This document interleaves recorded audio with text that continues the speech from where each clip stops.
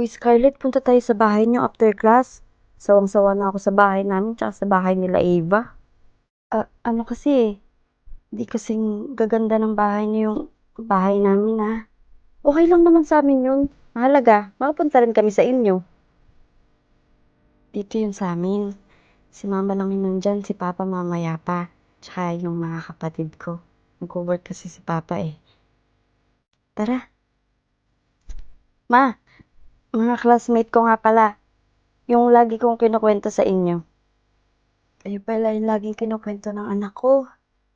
Inggit nga sa inyo.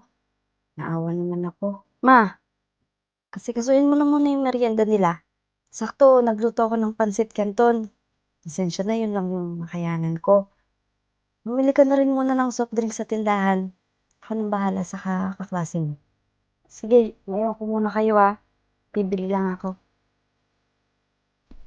Natanong ko lang po, ano po yung pinaiinggitan sa amin ni Scarlett? Yung mga bagay na naibibigay ng magulang nyo na hindi ko maibigay sa kanya. Lagi niyang kinukwento sa akin, naawa naman ako. Di ba po nabibigay niyo naman daw po yung mga gusto niya? Di kasi sapat yung sahod ng papa niya. Sakto lang sa pampaaral nilang magkakapatid. Kaya ayun, mag-working student siya. Hindi niyo ba alam? Para makatulong sa amin. Para mabili niya rin yung mga bagay na gusto niya. Tara, merienda muna tayo. Mahatid ko lang sila sa sakayan. Scarlett, nalaman kasi namin nagsisinungaling ka. Hindi mo naman kailangang itago sa amin yun Tatanggapin ka namin kasi kaibigan ka namin. Baka kasi bigla niyo akong ayawan dahil sa estado ng buhay ko. Ano ka ba?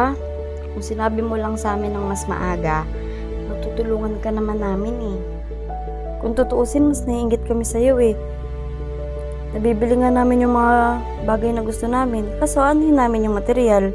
Kung di naman namin nakakasama yung mga magulang namin. Laging wala. True, puro kasambahay na nga yung mga nagiging magulang namin Kaya maswerte ka pa rin. Salamat sa pag-iintindi nyo Lalo ko kayo na-appreciate. Basta, huwag ka nang maglilihim Para mas matulungan ka namin pag may problema ka. One call away. Hindi mo na kailangan maglihim Isang tawag lang. Salamat. Welcome ulit kayo sa bahay namin. Anytime.